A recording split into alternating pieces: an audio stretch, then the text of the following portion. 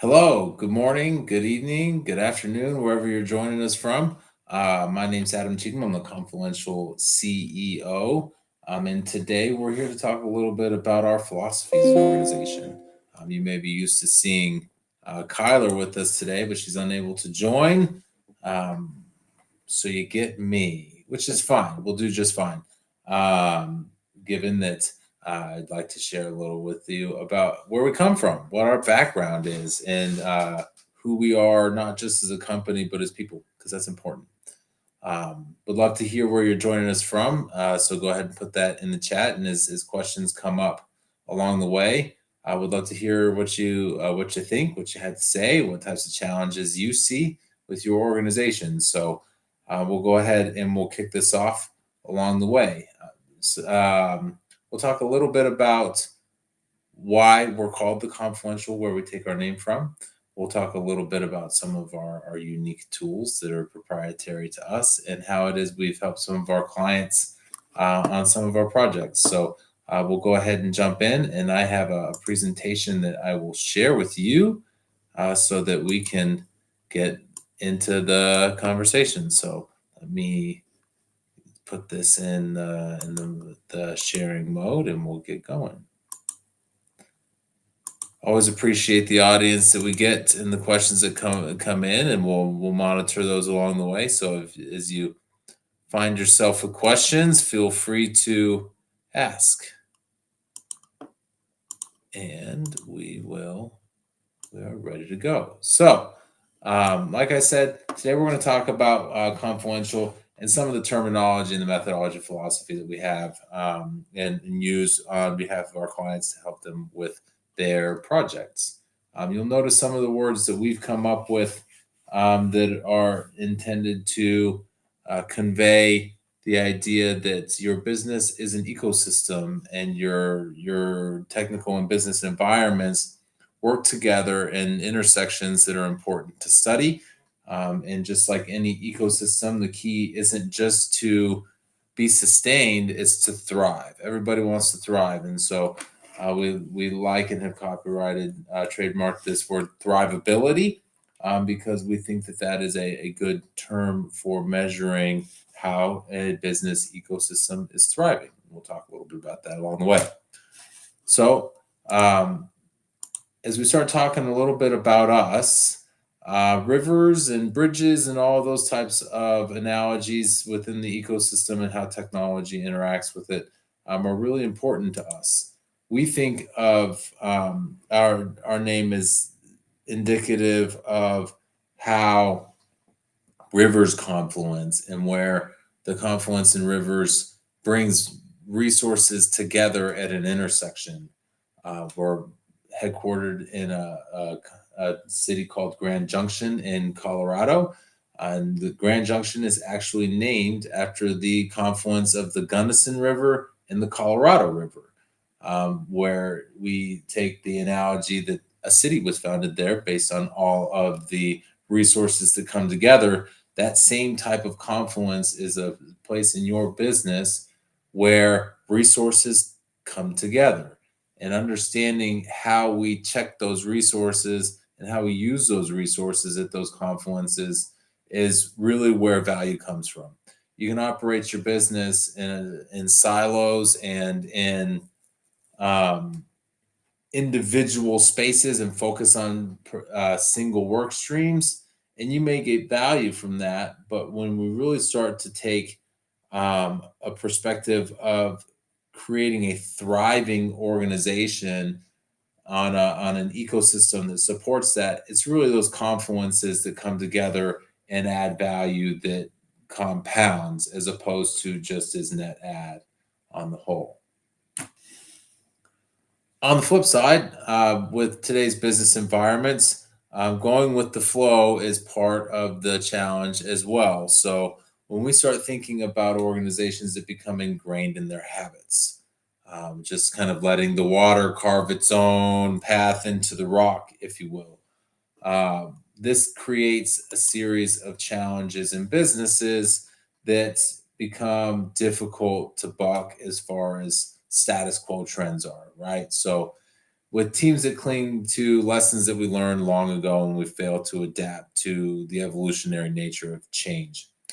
This is something that for us is a real focal point in how we study the people side of business, in that we want to enable people to not only change to accommodate the growth of the business, but to learn how to continue changing. And we call that change intelligence on our side instead of change management, right? Change management is something that happens once.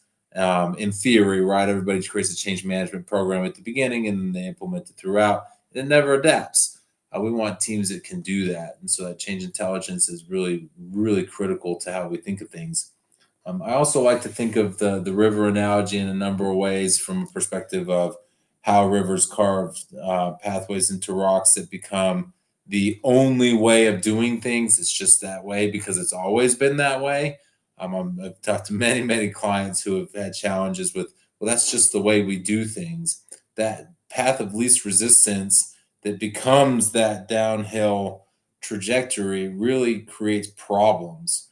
There are also areas that, in from a river system perspective, or eddies that seem safe, but they trap progress. They become rehearsed and ingrained areas where people hide out and hang out that start to reinforce inefficient habits.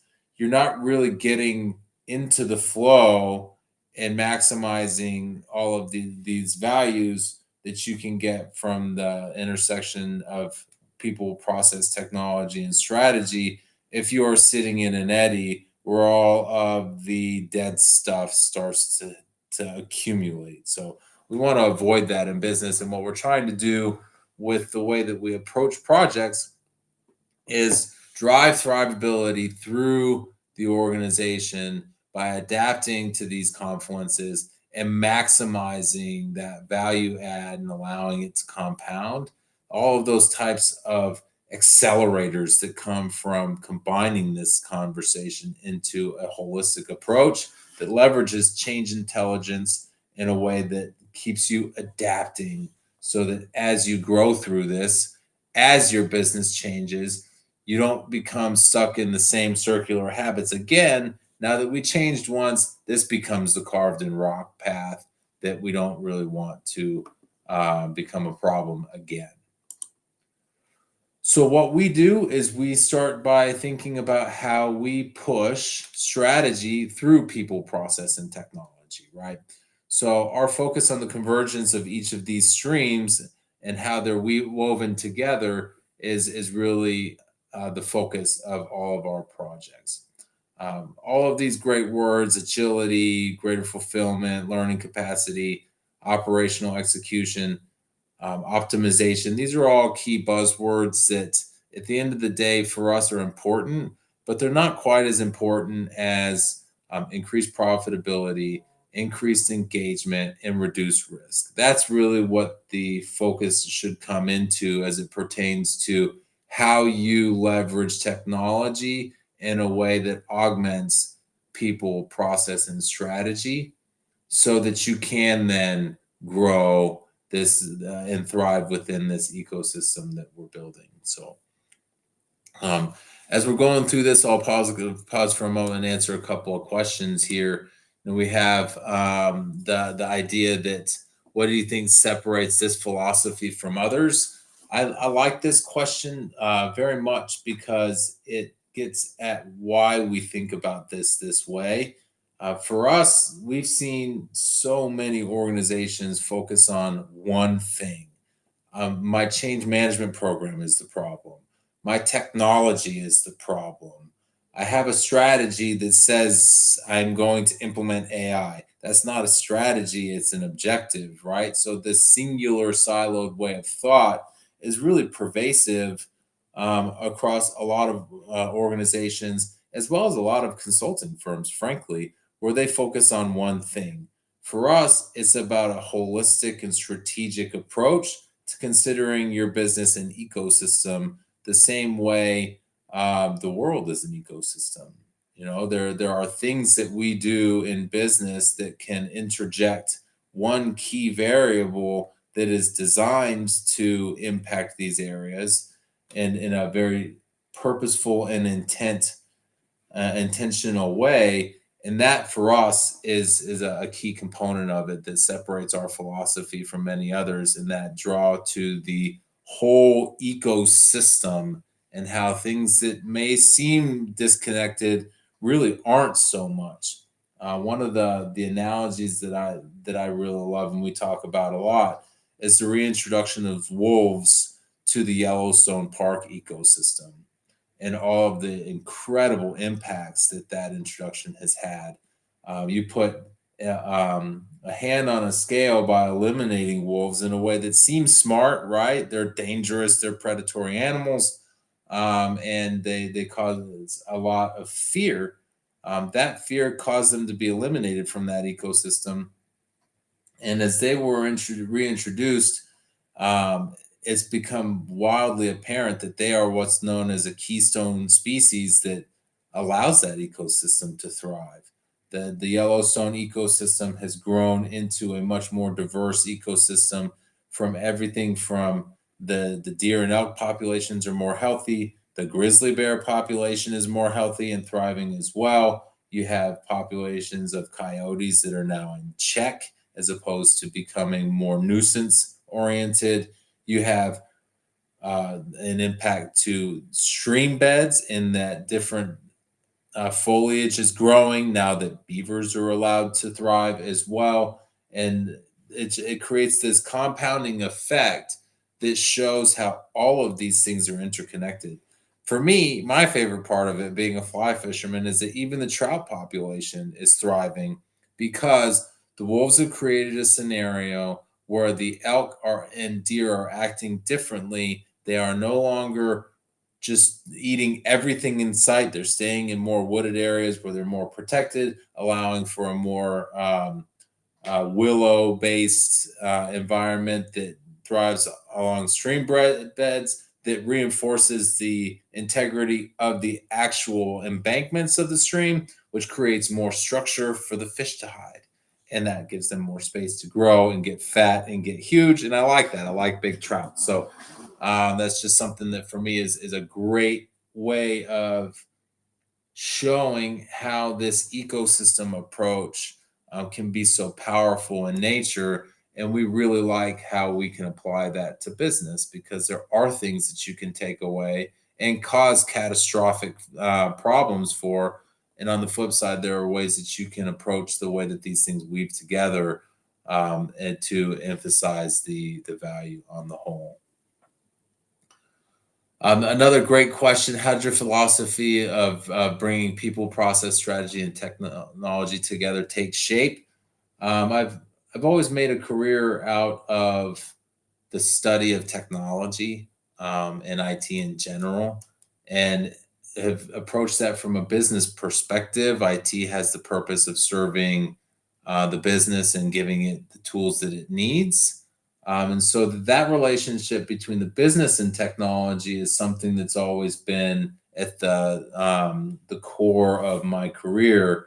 And as you start to decompose that, you realize that people are, of course, involved in this, and a strategy is our guiding light. So when we start to fold all of these things together, you kind of need a direction to go in that's well defined, which is where our strategy comes from. And then that's how you put your business on a particular intentional track.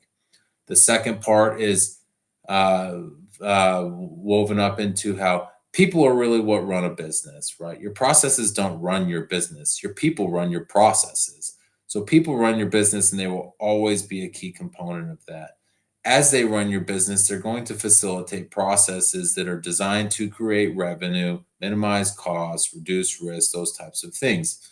So our people facilitate our processes. And as we do this, those processes need to become more efficient along the way through the use of technology. So now we have this scenario where we have a strategy that is intended to give our people a direction in which they facilitate processes that are enabled by technology, and you have a holistic picture of it. So that's how we kind of go about decomposing that conversation.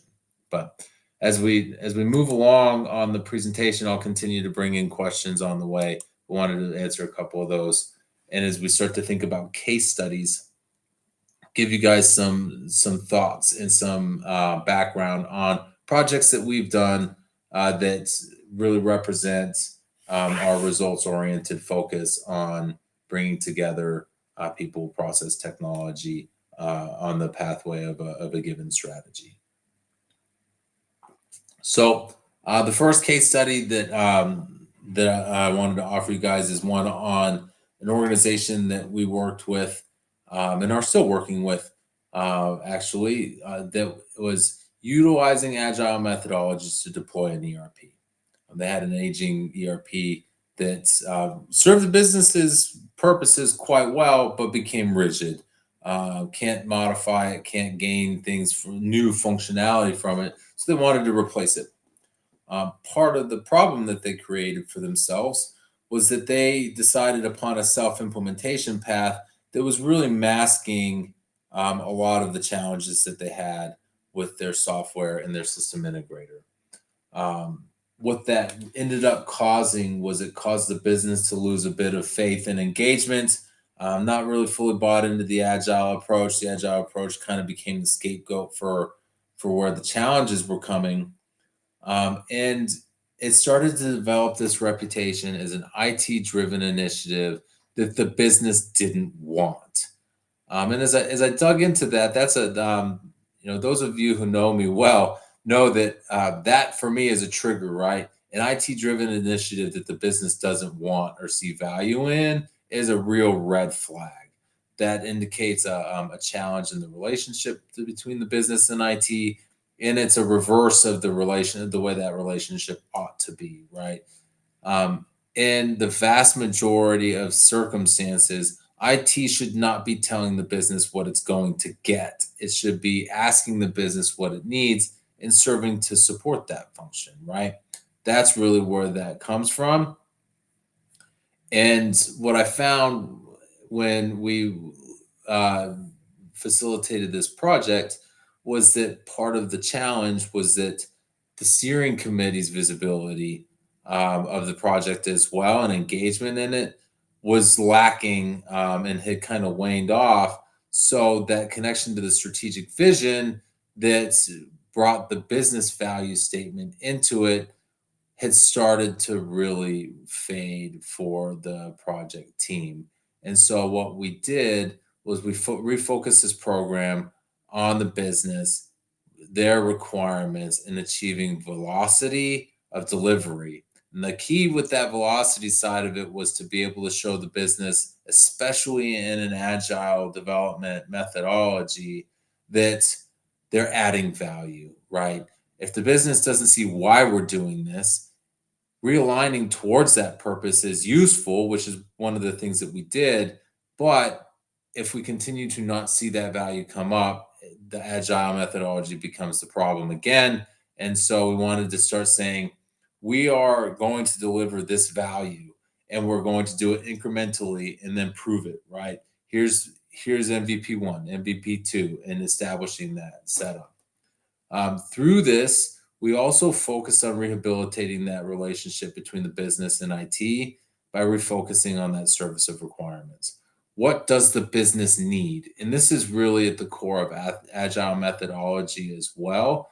And it is something that at Confluencial fits with our ecosystem type of approach, in that the relationship between the business and IT needs to be complementary in that way, that the business has a need for solving a problem more effectively and efficiently and possibly innovatively. And IT has a solution to build towards that. IT understands the business well enough to say, I think I get what you're saying. And then the business says, okay, cool, show me something. IT says, this is what we built. Business says, yeah, this is good, but this is not. And it becomes a collaborative conversation. That collaboration is one of the cornerstones of agile methodology. And in this scenario, it was broken. And so we rehabilitated that. And part of the process of rehabilitating that was that improvement in that agile approach with a focus on execution and the rigor of ceremonies. One of the massive, most common misconceptions with agile methodology is that it doesn't need structure. Um, it's quite the opposite, actually. It needs a whole lot more structure, I think, than waterfall methodology, because those ceremonies become the key support structure for that collaboration that needs to develop and that relationship that needs to thrive between the business and IT, so that you have a way of giving it some structure that allows it to grow. And that was a real key component of how we helped this client with their project. To bring another question back into the discussion, one of the things that I think is a great question here, and there are two questions here that I'll kind of weave together. One, why is getting crystal clear on the why so important, as well as why has Agile become such a dominant framework for organizations today? The reason that the why is so important is because it gives us a purpose, it gives us a reason, right?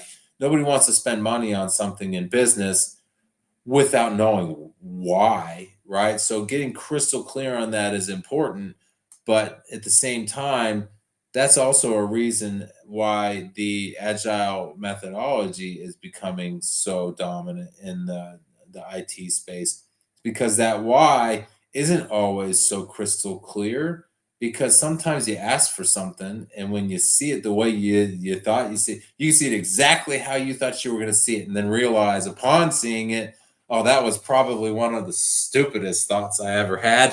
We got to fix that. It That type of mistake is gonna happen. It should happen. It's part of the innovative process, and it's part of how businesses grow and thrive, by trying something out, figuring out where it works and where it doesn't, and then improving.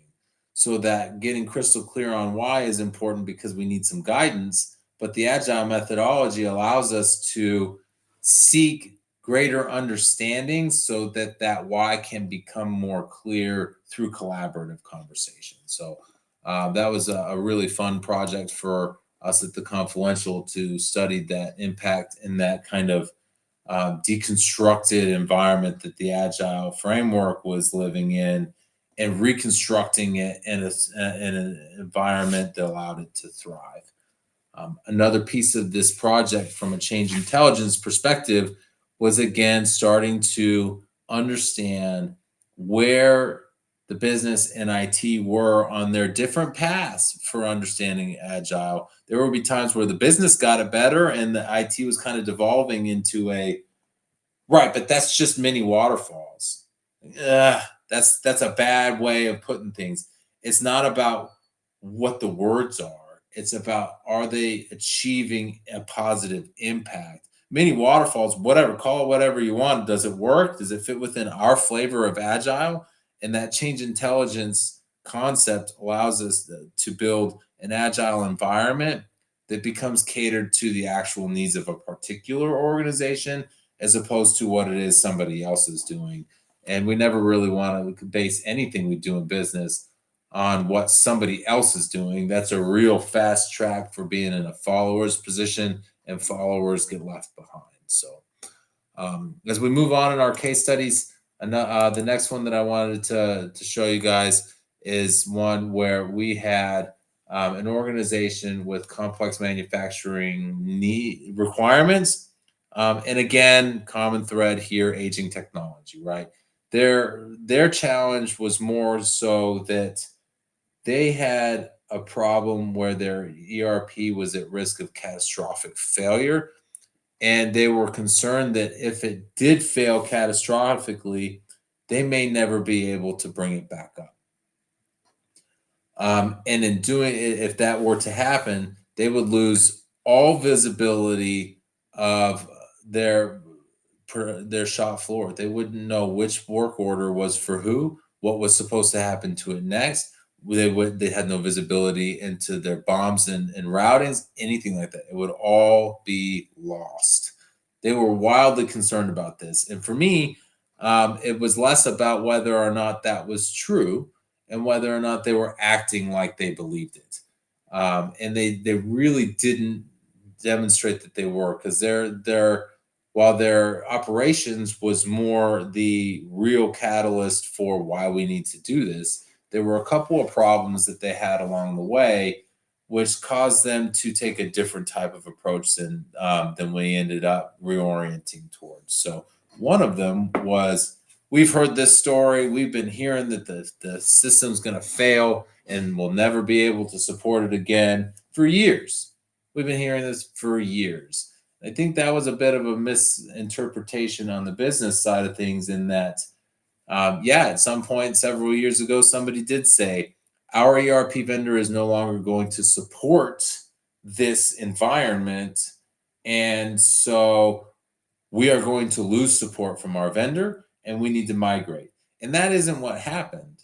They did lose support from their vendor, but what ended up happening is just like what's happening with SAP, on the, we are no longer going to support ECC6, and the same thing that happened with Microsoft Great Plains and all of that stuff.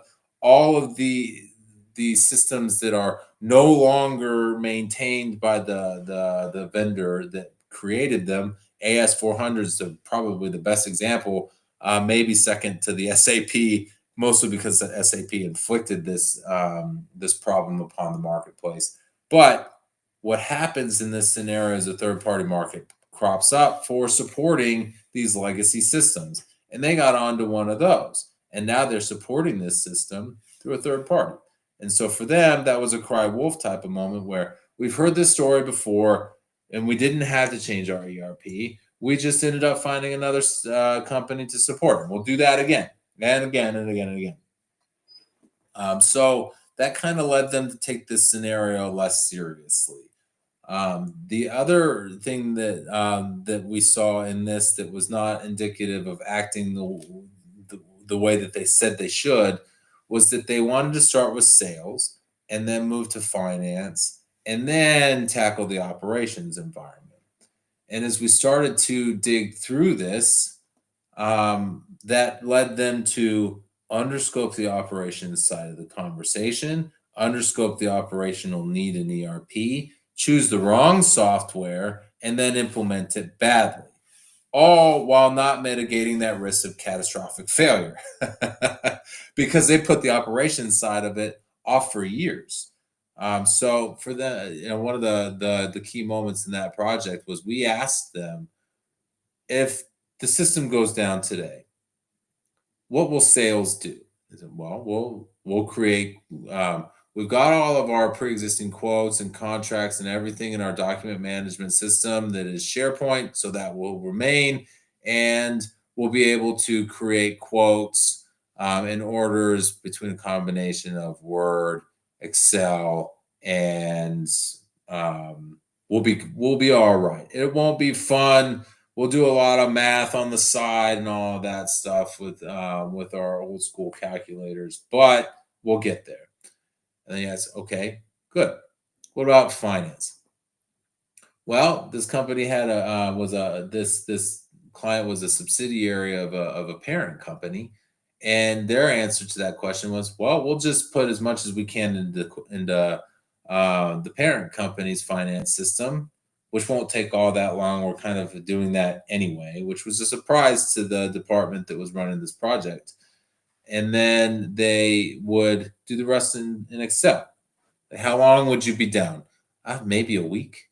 Sales, how long would you be down? I mean, sales never goes down. That's their philosophy was, we'll be back up and running somehow, some way the next day. So we're losing a week tops between sales and finance. Operations, what would happen if you lost your system? And their answer was, well, we wouldn't know one material from another. We wouldn't know one work order from another. All production would stop for potentially up to 6 months before we got everything back up and running. And even at that, it would be at a severely reduced capacity. So then why are we implementing sales and finance? Why are we focusing on their requirements? Why are we focusing on putting those fires out when we have an actual risk to production that we're ignoring? So what we did was we reoriented delivery towards our strategic objectives of risk mitigation with that environment, and became much, much more focused on delivering a software selection that focused on our most complex requirements in production and creating a program and implementation delivery for mitigating the actual risks instead of kicking the can, which is exactly what they were doing. When we had that conversation on why are we not focusing on operations, the room was unbearably quiet, um, because I think everybody kind of knew that they were avoiding the problem as opposed to fixing it. And getting refocused on that problem has driven quite a lot of additional value to the conversation.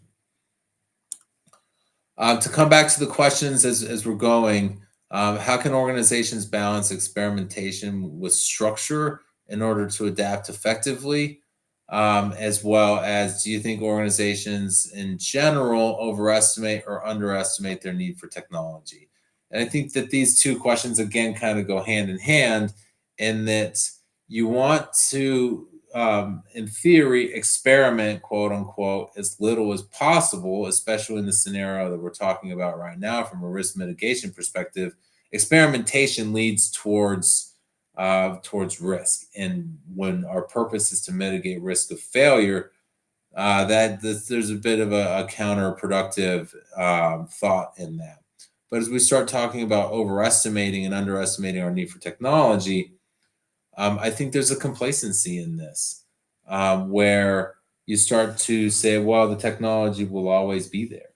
And in this scenario, the client was at risk of the technology not always being there, and they were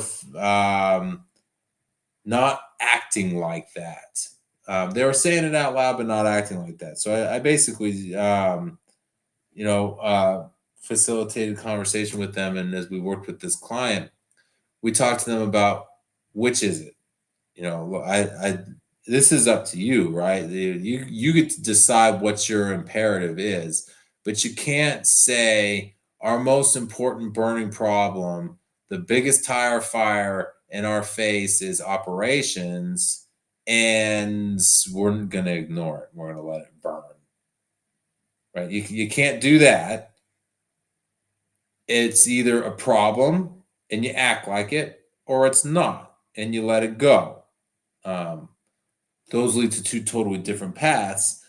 One is well, we don't need to change our system at all. The business actually doesn't have much of a problem with the system, except for the fact that they're worried that it might collapse.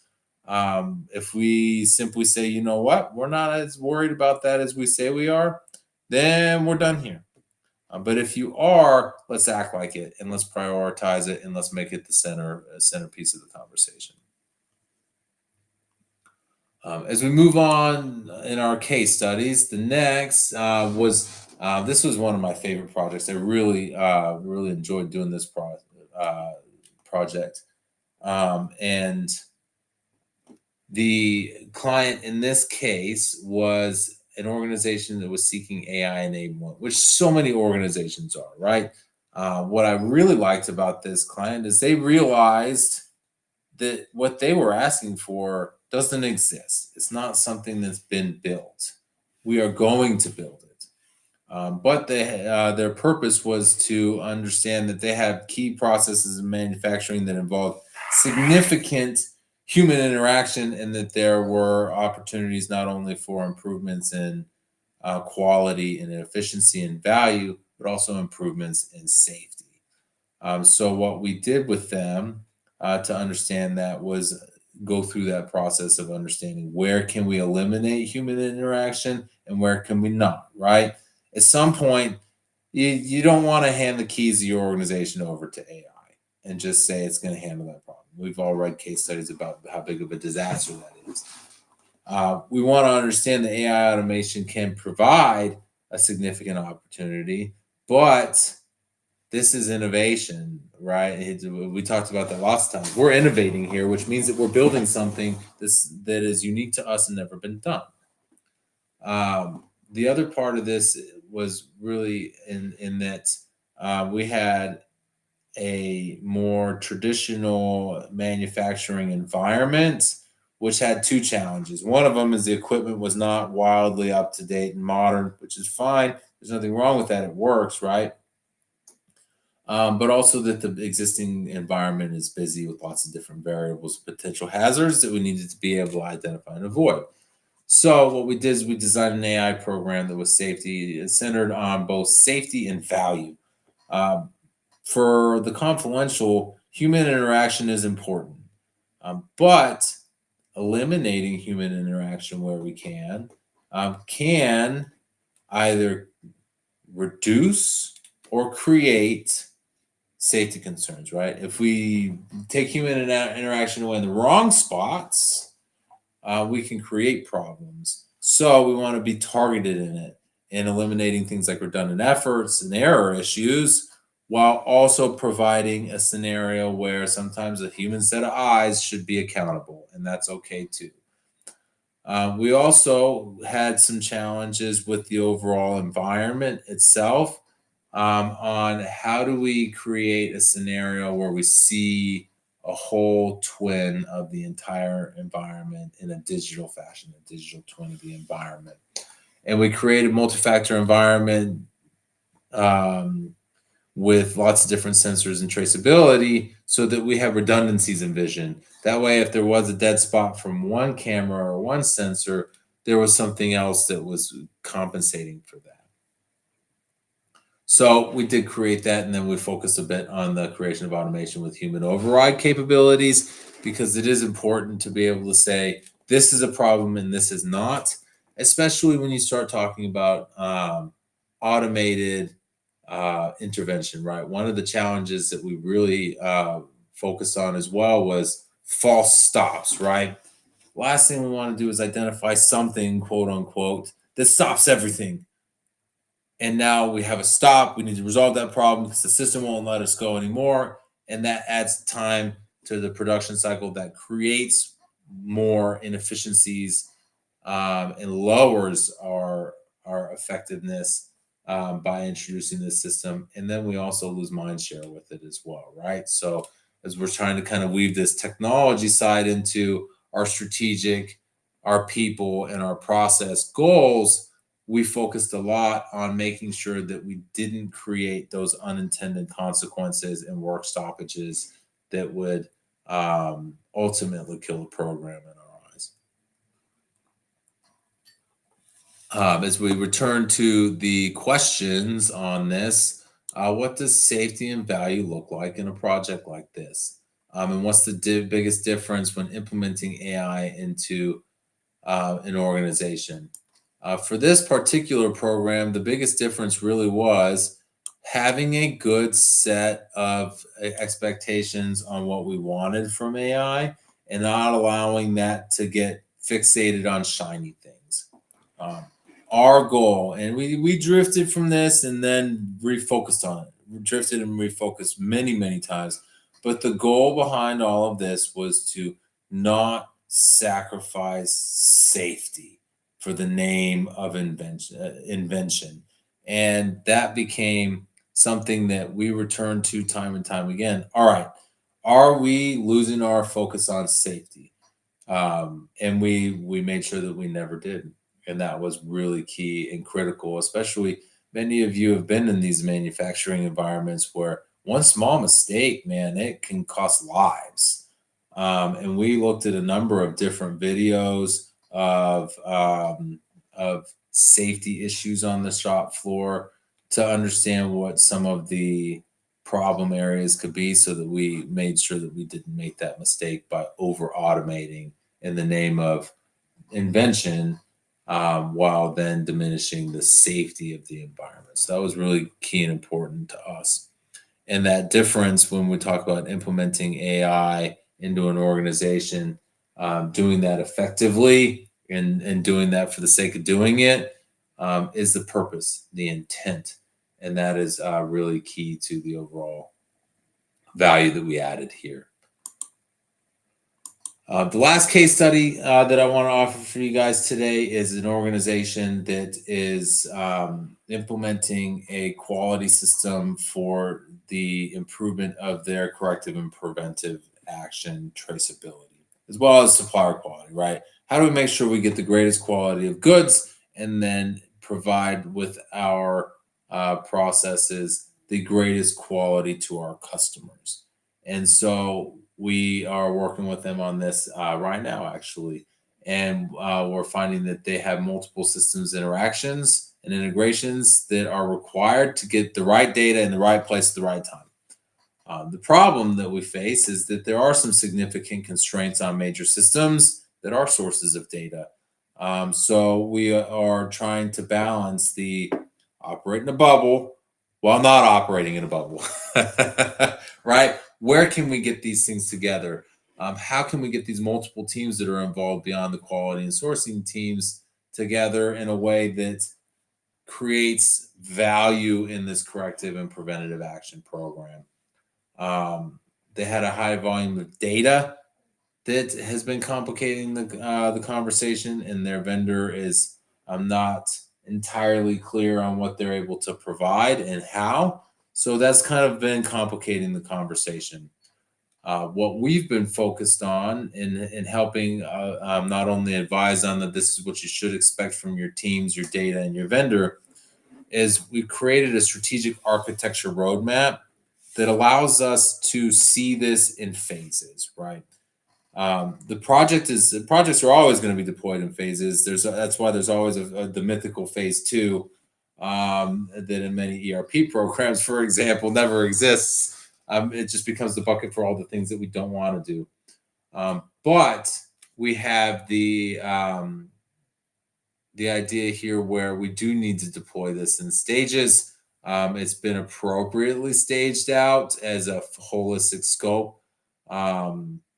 So that phase one, phase two are not separate projects; they're the same project. And what we've done to help augment that is focus on that same short-term, medium-term, long-term type of approach and create an architecture roadmap for that, right? So here's what your architecture looks like today. When we get into phase one and we launch the first piece of functionality for this, our architecture needs to look like this, and this is where we're going to need support and resourcing from the integrations teams. Then we have our medium term, which where phase two comes in. Our medium term architecture needs to look like this.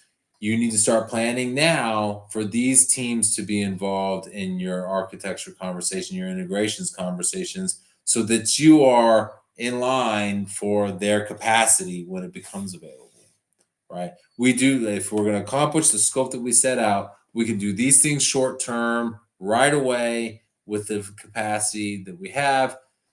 In order to accomplish the current scope, we also need these integrations that are capacity constrained. So let's put them in line. The next piece was, but there are some teams that we're not going to get available for long term. So we're going to have to assume that we need to deploy this project without them. But that doesn't mean that we shouldn't be thinking about how big we can get with this. What does an actual best practice in supply and Kappa look like? And how do we set that as our long-term goal? And as we set that as our long-term goal, what other systems do we need to integrate into this? And how do we accomplish those integrations? What are the requirements for them so that we know what we're going to gain from them as well? That way it becomes a very purposeful look. I've got this planned out. I got a big picture view of this so that when we're ready and those teams are ready, we can integrate with them. So that's been a key part of it. As we start to think about the questions here as well, technology is often seen as the silver bullet. How can it be reframed as an enabler instead of the driver?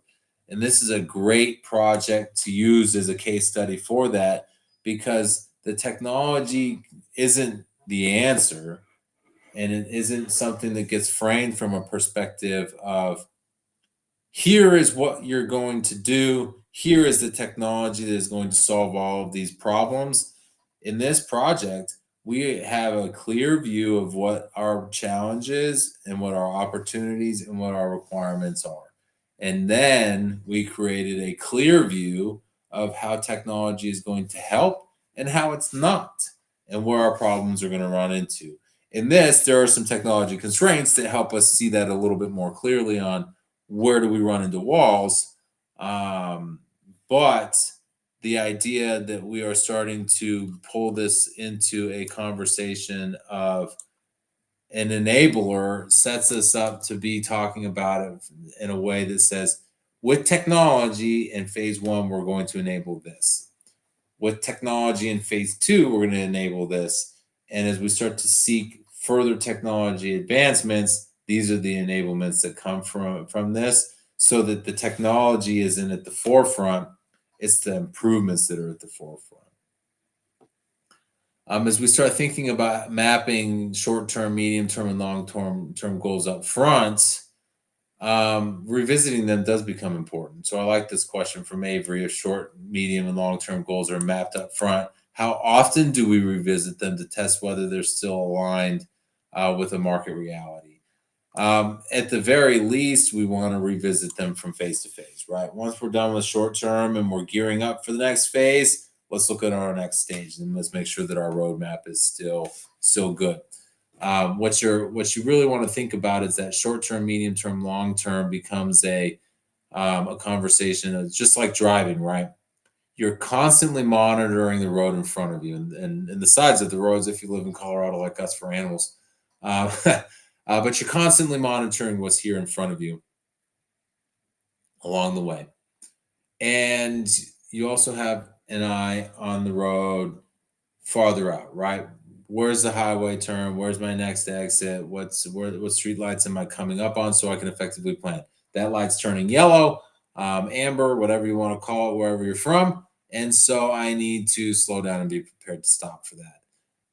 Or as many of us do from time to time, I'm going to beat that light. I'm going to hit the gas because I'm now in that barrier between short term and medium term thinking.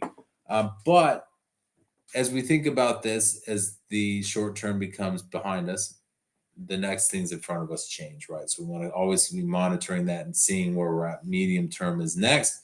And then, of course, where are we going? What's our destination? That long term piece of it is something that we review less frequently, but our destination has changed when we get there. Our next destination is on the roadmap following reaching the one that we were targeting. So it's something that the shorter term, the thought process, the more frequently it needs to be aligned with reality. The longer term it is, the less frequently, but it always needs to have that strategic goal and vision. So that's how we approach that. A couple of other quick things that I think are worth sharing along the way. The first is our plan on a page, if you will. And what I like about this, I won't spend too much time on it, but what I do like about this is how it shows the work streams, strategy, people, process, and technology, how they're broken out in an overall holistic plan throughout multiple phases of a program that are designed to diagnose and solve the needs of an organization. And I like these words: purpose and intent. Let's do it on purpose and let's do it with intent, right? If these things happen by accident, it's just because we got lucky, and luck is not sustainable. Hope is not a strategy, right? So when we think about thrivability, creating an ecosystem within your business that thrives, it needs to be on purpose and it needs to be with intent. Then that way, as we assess our strategic needs and goals, we can start to plan for them and create a way to execute. And then optimization becomes the recycling of this process. Right now, we got these results. How do we get back and check to see if they aligned with our original strategy? And how do we get better? Do we have a new strategy? Do we have new expectations and all the like? From a people perspective, who's involved and what's their temperature? This is the assessment right up front, right? How do we understand the impact and the magnitude of change on our team? And as we do that, we start to understand where our weaknesses and strengths are, and we start to plan for creating a change intelligence model that allows us to become adaptive, so that as we execute our plan and we engage our key influencers, we are doing this in a way that utilizes our strengths and minimizes our weaknesses. And then as we seek to re-optimize this process, our people are enabled to learn from it. That's where change intelligence really comes into play for me, is in that optimization side of things. We are adapting to the change that we created. And now that we have a new set of circumstances, we are going to leverage them, and we are going to learn from those and double down on where it is we did well and seek to remediate where we didn't do as well as we wanted to. Our processes are oriented towards, in this, understanding an assessment of what do we need, what are our pain points, and how flexible are our processes and being able to change here, right? What's our agility in our processes? Some organizations say things like, "Oh yeah, change is easy for us. We do it all the time." That means you have no stability either, right? So that's not. Sometimes that's a double-edged sword. We want to understand what our processes look like and where we can gain, and where we should seek to stay the same, right? Your business is successful for good reason. Let's not change what's working, and let's focus on resolving pain points. That way, in our planning stage, we can align towards our targeted improvements and strategic outcomes. What do we want to gain? What are our roadblocks? And we can create a process architecture model that says, here are the places we are going to target our improvements, and this is how we're going to do that. Executing those process improvements then become aligned with that in alignment of that process change with objective expectations and pain point resolutions, so that when we optimize, we can say, we wanted to do this, we were able to accomplish that. Now, when we go back and look at things and we apply our change intelligence to learning from our new processes and our new enablements, what can we do next? In the technology space, we want to be able to assess what our integrations are. What does our technical environment look like? What's the lay of the land in tech? How is it being used today in our organization? And this is a real key question for so many folks who say, I need a new ERP. And our answer is why? Like I said, answering a question with a question is not always a good thing, but why do you need a new ERP? Well, our old one's broken. Actually, your old one works just fine. It's all of these integrations that you created problems with. All of your ancillary solutions are the problem here. How do we improve those? Because now that I think about it, in an ERP, we'd have to attach all those to the new ERP, and we'd have all the same problems. So let's solve the problem, right? Let's seek technology opportunities in our plan that are based on solving the problem that we look to, identifying those process enhancements and how to enable them with the new tool, so that our people can solve those problems and enact those processes more effectively and align with our strategy, right? So this is where technology execution comes into syncing our technology goals with our strategies and our change needs. How do we actually accomplish something? Not just throw out an answer and say ERP or whatever it is you want to call it, and spend a whole bunch of time and money implementing something that completely ignores the actual problem.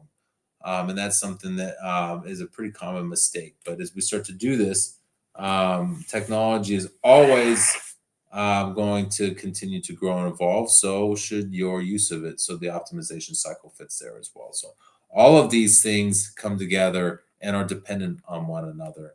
And they all create value as individual work streams. But the most important part of this, and the most important part of our philosophy, is how do we create value in this in a way that leverages the way that these work streams are related? How do we take those confluences, study that congregation of resources at those confluences, and leverage that for force multiplication and become a whole lot more in it? One last example for you guys that I wanted to throw out, and you can test this tool as you like with the QR code in the corner there, is our River AI tool. We took our own advice, which is something that I found in my experience with other consulting firms. They're not so good at taking their own advice, right? Some of the most um, the strongest advocates for change management have no idea how to change their own organizations. They don't know how to take their own advice. So we applied our own advice. We sought a strategy for answering a question in the marketplace that we thought should be more accessible and more credible, which was, what ERP should I buy? Should I buy an ERP at all? And we created a tool that helps us answer that question for our clients, as well as our clients answer that question for themselves in creating River AI. And what this tool does is it provides a sample shortlist based on key indicators in your business, and you can have a conversation with it about your ERP needs. And so, as we started to work through this conversation from a strategy perspective, we were clear we wanted to create greater access to this conversation of ERP selection and how it is we have this expertise that we can make more accessible to the market, and that is something that they should have. Everybody deserves access to a credible, experience-backed short list of technology options. That's a key motivator for us in this strategy. And the people that we are enabling are ourselves to be able to answer questions more effectively, and our clients and prospective clients, or anybody out there that has questions about these things. Those are the people that we seek to serve.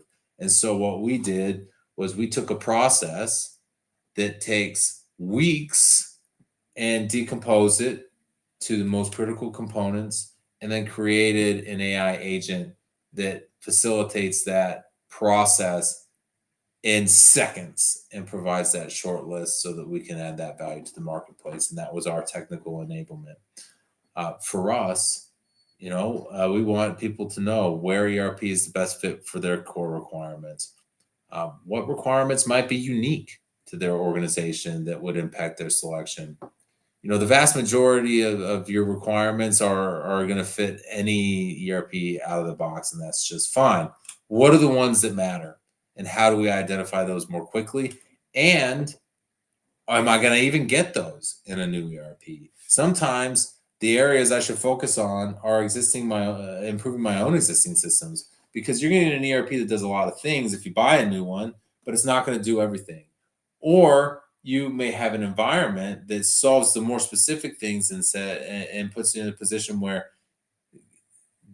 seeking new software causes the problem of losing key functionality that makes you who you are. So for us, River AI simplifies this unique scenario by giving you an intelligent approach to saying, this is what ERP can do, and just as importantly, this is what ERP can't do. And we invite you guys to try that for yourselves, and would love to see what it is you think about it. So as we wrap up here, I would just want to thank everybody for your time and questions. Really appreciate that you joined us for this, and really excited to bring our philosophy as an organization to the marketplace, because we think it's important.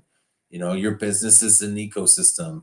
Allow it to thrive, and let's focus on how that happens and how that becomes a key component of your technical enablement of your processes and people to achieve your strategies. So thank you, everybody, for your time. We appreciate you, and we hope to see you in technology.